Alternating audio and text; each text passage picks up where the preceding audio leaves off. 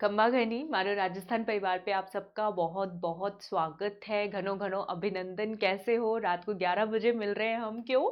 क्योंकि हमें करनी है अपनी बात, इनर वॉइस। ठीक है, तो आज का हमारा टॉपिक क्या है, विषय क्या है आज का? जब हमें दुखद यादें सताए। सबकी लाइफ में कुछ ना कुछ बैड मेमोरीज तो होती ही है। कुछ हमारे ऐसे एक्सपीरियंस होते हैं, कुछ हमारी ऐसे यादें होते हैं, कई बार उनसे हम बाहर नहीं निकल पाते। ठीक है, तो हम क्या करें? और ये रिक्वेस्टेड टॉपिक है। मुझे बहुत अच्छा लगा, एक बच्ची ने मुझसे रिक्वेस्ट किया, मैडम इस टॉपिक पे वीडियो बनाएगा, तो मैंने काम किया है स्पेशली इसके ऊपर।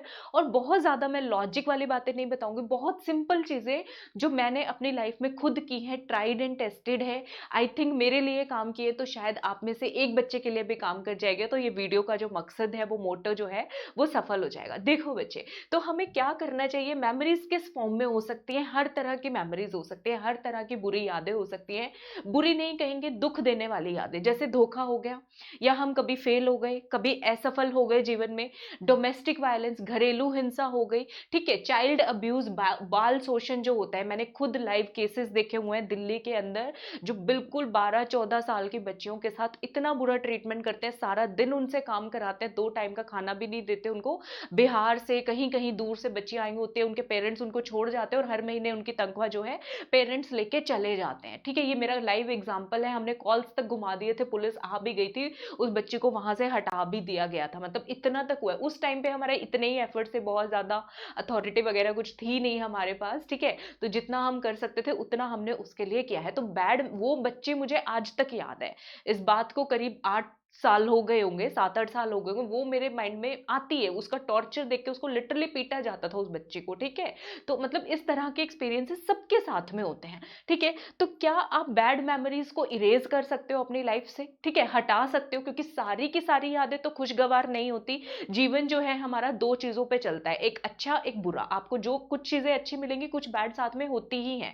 ठीक है, खुशी के साथ गम आता ही है। हमारा जो कनेक्शन है भगवान के साथ, हम मानते हैं ना एक सुपर नेचुरल पावर है, तो हर चीज दो में बच्चों देखी जाती है। ठीक है, तो कुछ मेमोरीज आप कहोगे मैडम ऐसी होती है, यादें ऐसी होती है जो बहुत बुरी है, बिल्कुल फेड हो ही नहीं रही, हमारी लाइफ से नहीं जा रही, हम भूलना चाहें तो हमें और याद आती है, और याद आती है उस चीज की। ठीक है, बहुत टाइम लगता है रिकवर करने में, आपको सही बता रही हूं मैं।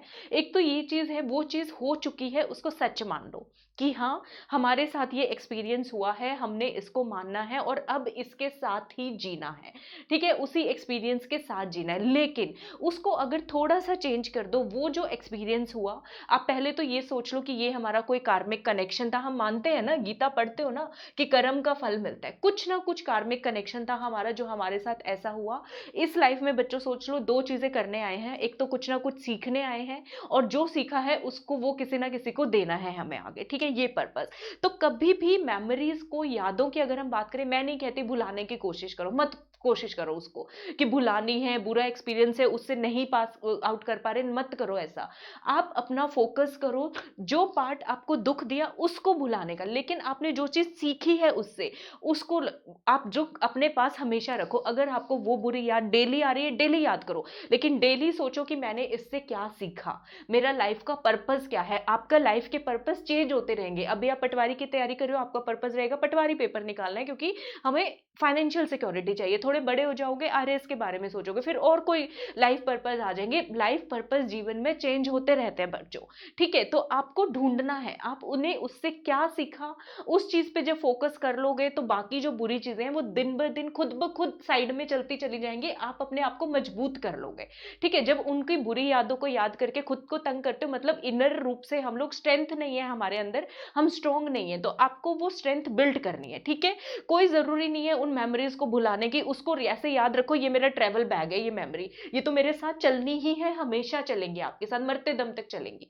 उसको ऐसे याद करो, लेकिन उसको याद करो कि अब हम उसका कुछ नहीं कर सकते, वो हो चुकी है। लेकिन उसको लेकर आज रोगे तो अपना जो आने वाला उज्जवल भविष्य है, ब्यूटीफुल फ्यूचर है, उसको भी हम कहीं ना कहीं खराब करें। तो उसको याद रखो, हमारे साथ ये चीज हुई, उससे हमने क्या सीखा, उस पर अगर फोकस करोगे, तो ये जो बुरी मेमोरीज हैं, उनका जो दर्द है, उनका जो दुख है, वो थोड़ा हद तक, और नहीं तो कहूंगी 2-4 दिन में, हफ्ते में, महीने में, 3 महीने में बिल्कुल क्लियर हो जाएगा। बिल्कुल आपकी वो, उसको अपनी पावर बना लो, उसको अपनी स्ट्रेंथ बना लो। ठीक है, मैंने ये किया है, आई होप आपको भी बहुत ज्यादा काम आएगा। ठीक है बच्चों, तो आप अपनी लाइफ का पर्पस ढूंढो, क्या पर्पस है, इस लाइफ में क्यों आए हैं। मुझे देख लो, डॉक्टर थी, इतने साल प्रैक्टिस करने के बाद आरएएस की तैयारी किया, इंटरव्यू फेस करने के बाद फाइनली आप लोगों से मिल रही हूँ और पढ़ा रही हूँ और बहुत ज्यादा सेटिस्फाइड हूँ।